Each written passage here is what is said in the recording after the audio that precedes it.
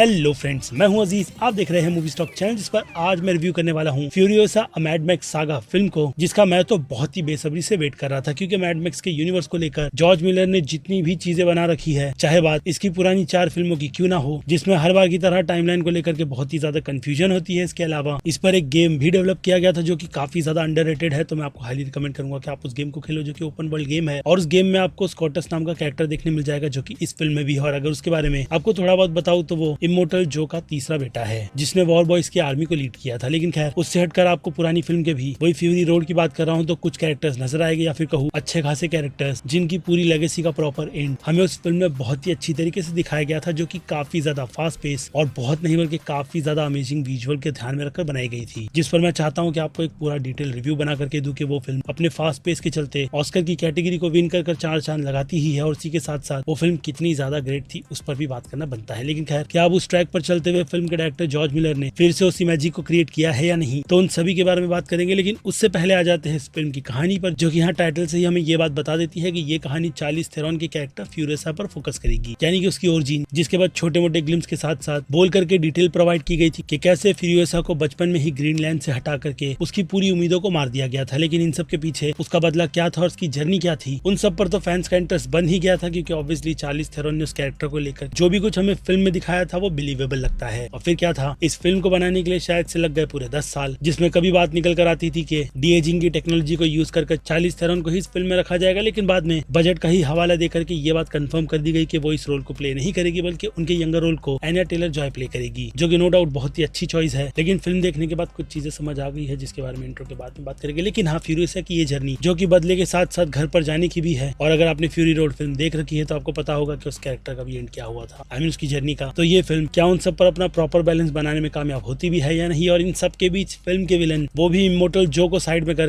Doctor डिमेंटस, dark डिमेंटस, glory डिमेंटस, ये सारे नाम है क्रिस हेम्सवर्थ के कैरेक्टर के, जो हर बार अगर कुछ चीजें अचीव कर लेगा तो खुद को जल्दी से जल्दी प्रमोट करने में पीछे नहीं हटता। ऊपर से उनकी प्रेजेंटेशन को लेकर के कई सारे फैंस के बीच में ये भी बात की जा रही थी कि वो शायद से थॉर के रोल को सरपास नहीं कर पाएंगे, जिनके ज्ञान की गंगा शायद थोड़ी सी कम बहती होगी, क्योंकि उन्हें मैं रिकमेंड करूंगा क्रिस हेम्सवर्थ की ही नेगेटिव रोल में प्ले गई film bad time at El Royale hotel, जिसमें बिली ली का कैरेक्टर और उसमें क्रिस हेम्सवर्थ की परफॉर्मेंस। तो अब इन सब पर 2 घंटे से थोड़ी ज्यादा बड़ी फिल्म है, जिसके एंड में क्रेडिट के नाम पर वही विटनेस वाला ज्ञान चिपकाया गया है, जो अगर आप देखना चाहते हो तो देखना, लेकिन अगर लीव कर दोगे तो बेटर रहेगा। जिसके अलावा ये फिल्म फ्यूरी रोड के कई सारे छोटे मोटे ग्लिम्स आपको एंड के क्रेडिट में दिखा करके खुद के क्रेडिट का एंड भी करवाती है। और इसके अलावा फिल्म एडल्ट है, लेकिन फिल्म में न्यूडिटी तो कुछ भी नहीं है, लेकिन हाँ, खून खराबा अच्छा खासा डाल करके कई सारी ऑडियंस तक का दिमाग खराब कर दिया गया, जो खास करके एक सीन में बहुत ही ज्यादा फोकस करता है। जैसे एक्सपीरियंस आपको थिएटर में ही लेने चाहिए, लेकिन उससे हटकर फिल्म में कोई भी, जैसे कि मैंने कहा, न्यूडिटी तो नहीं है, लेकिन फिर भी फिल्म एडल्ट है, ध्यान में रखना, जो आपके लिए ज्यादा बेटर रहेगा। इसके अलावा फिल्म हिंदी में भी रिलीज हुई है, लेकिन हिंदी डबिंग मैंने देखी नहीं, तो इंग्लिश डब के साथ मैंने इस फिल्म को जैसा भी एंजॉय किया है, उन सब के बारे में अब बात करने का वक्त आ गया है। लेकिन उससे पहले बनी की मेरी छोटी मोटी सी डिमांड, जो कि है चैनल को सब्सक्राइब, वीडियो को लाइक और शेयर करने की, तो कर लो।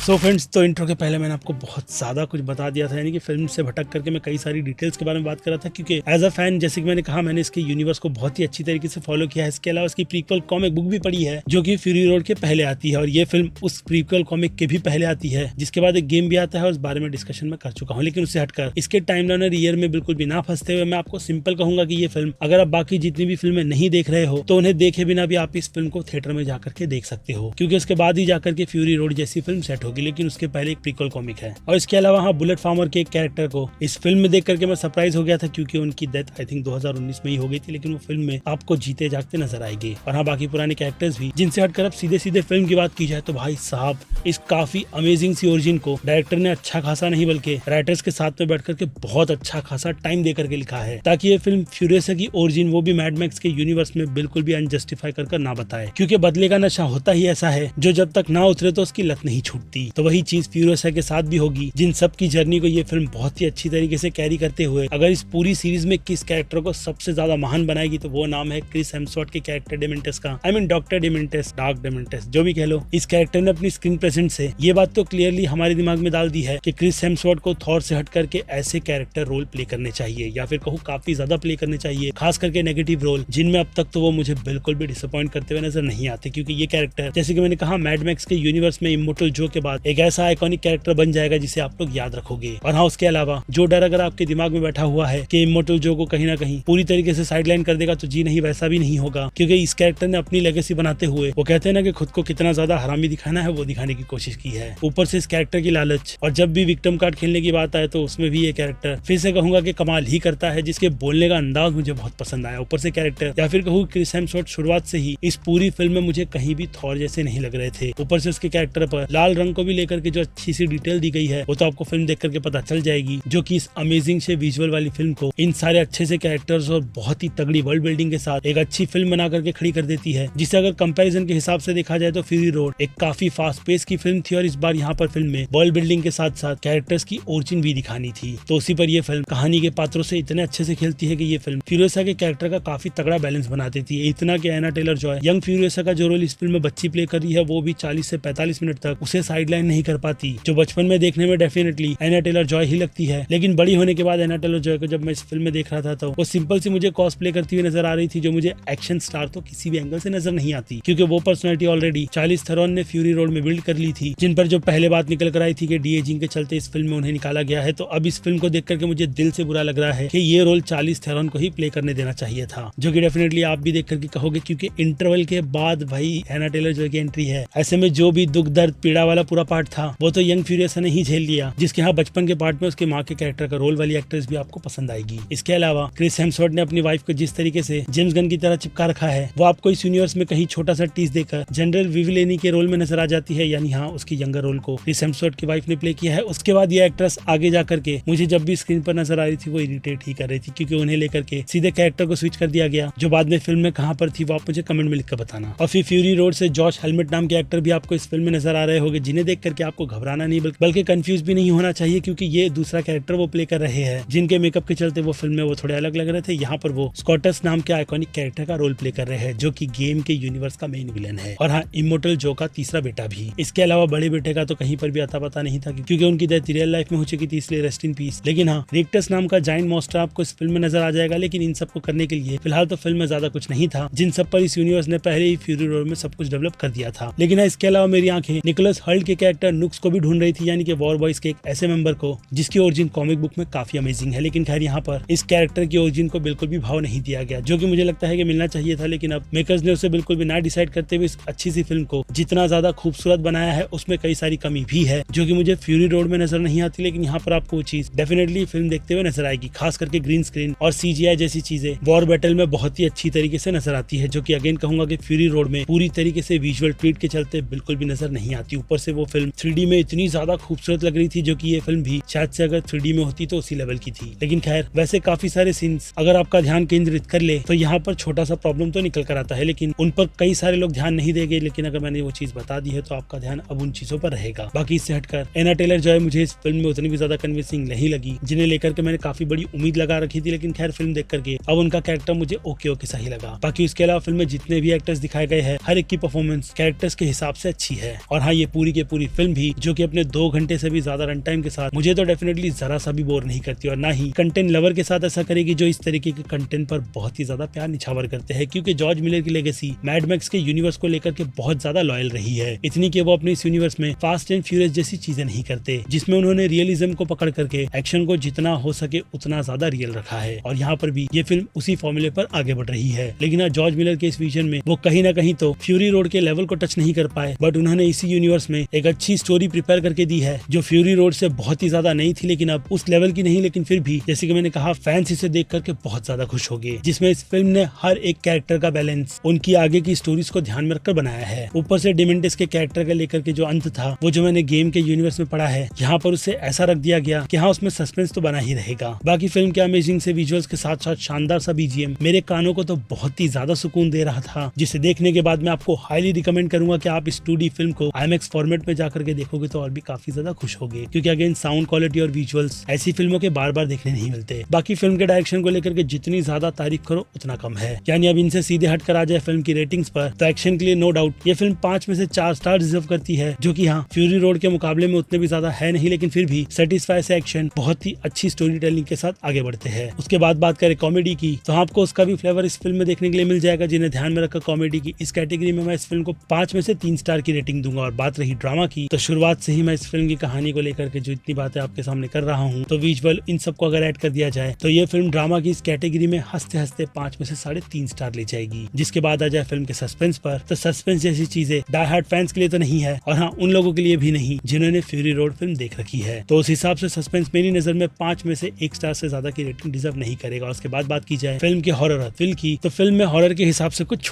छोटी मोटी माइनर सी चीजें हैं, लेकिन थ्रिल का लेवल भी फिल्म में अच्छा खासा बैलेंस बनाते हुए इस फिल्म को इन दोनों ही कैटेगरी में 5 में से 3 स्टार की रेटिंग दिलाएगा। जिसके बाद आ जाए सीधे सीधे मास ऑडियंस पर, तो मास ऑडियंस कहते ही इस फिल्म को फ्यूरी रोड से कंपेयर करके थिएटर में देखने मत जाना, वरना कहीं ना कहीं आपको थोड़ी बहुत डिसअपॉइंटमेंट तो होगी ही। क्योंकि जैसे कि मैंने कहा, ये फिल्म ड्रामा पर अच्छा खासा फोकस करते हुए एक अच्छे वर्ल्ड को बिल्ड करती है, जो कि मुझे लगता है कि मास ऑडियंस की नजर में A- की कैटेगरी डिजर्व करेगा। जिसके बाद बात करें क्रिटिक्स की, तो क्रिटिक्स का प्यार इस फिल्म को अच्छा खासा मिल ही रहा है, यानी उनकी भी नजर में ये फिल्म A- की कैटेगरी की है। तो वहीं बात करूं मेरी, तो जैसे कि मैंने कहा, मैं इस फिल्म के यूनिवर्स का डाई हार्ड फैन हूं, जिसने इस पूरे यूनिवर्स को अच्छी तरीके से स्टडी कर रखा है। तो उसी हिसाब से जॉर्ज मिलर ने जो स्टोरी हमें यानी हम फैंस को दी है, वो भी एक प्रॉपर बैलेंस बना करके तो एक ही कैटेगरी मैं इस फिल्म को दिल से दूंगा। क्योंकि जैसे कि मैंने कहा, ये फिल्म फैन सर्विस के साथ साथ अपने खुद के वर्ल्ड पर बहुत ही अच्छा खासा फोकस करती है। लेकिन अब फ्यूचर को लेकर मैड मैक्स वेस्टफॉल वाली जो फिल्म है वो दे दो और उसमें आप क्या अलग दिखाओगे, उसके थोड़े बहुत तो टीज बनते ही है। लेकिन इस बार टेक अगर वेगस की जर्नी पर जाएगा तो डिफरेंट चाहिए, क्योंकि ऑलरेडी इस फिल्म ने फ्यूरी रोड के बाद फ्यूरियोसा में सेम टेक्निक को ही दिखाया है, लेकिन हाँ विजुअल के मामले में थोड़ा सा कम। जिन सब पर मैंने आपको अच्छा नहीं बल्कि बहुत ही अच्छा खासा ज्ञान दे दिया है, जिन डिटेल से बनता है टाटा बाय बाय का वक्त। बाकी फिर क्या, मैं हूँ Aziz, movie stock channel like share subscribe भूलना मत। मिलूंगा जल्दी दूसरी किसी वीडियो में। Till then bye.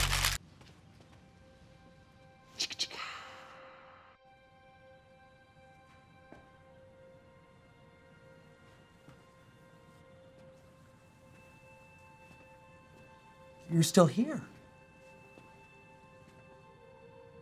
It's over. Go home.